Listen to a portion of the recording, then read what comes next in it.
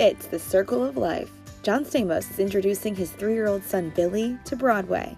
The father-son duo wore matching suits to see The Lion King in New York on Sunday. Billy may have upstaged his famous father in his adorable black blazer, matching pants, white shirt, and styling sneakers. John posted the photo on Instagram and shared in the heartfelt moment with fans, writing, quote, "I don't quite remember the first Broadway show I saw, but I'll tell you one thing. I will never forget taking my son to see his first Broadway show today, Disney's The Lion King." Yes, matching suits. He went on to share that while he has seen the show before, one thing made this trip different, revealing, quote, "I've seen the show in movies several times, but this was the first time seeing it as a father.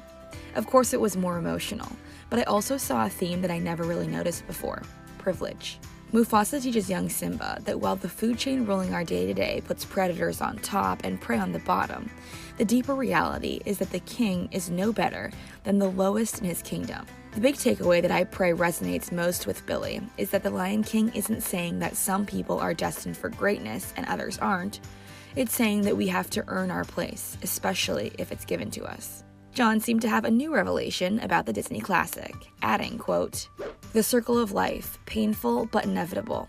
The best way to honor our lost loved ones is to realize our full potential, pass their wisdom on to the next generation, teach our children to be brave and equip them to face the shadows. If I can do that as Billy's father, then I've done my job." Fatherhood seems to be a fun adventure for John. In April, the 58-year-old opened up to Access Hollywood Sibley Scholes about his little guy. Well, every day is a milestone. I mean, it's just like when you look at them and go like, oh, he's a human being now. It's weird.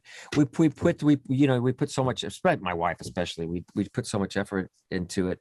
But I have a daughter on the show, and my character has been an absent father, and he, doesn't really know how to be a father, certainly to a 16-year-old girl. And she moves in with me. And I remember when I first met with David, when he told me that, he goes, okay, I said that there's this, because the basketball stuff is great, but it's going to get, where's the family part of it? And she moves in, and he doesn't know how to be a dad. And he says, "I'm doing this for you. The houses and the schools." And she says, "No, you're not. You're doing this for you. I need you. I don't need that coach, And he goes, "Oh." And then by the end of the series, episode 10, he says, "I get it now. I get it.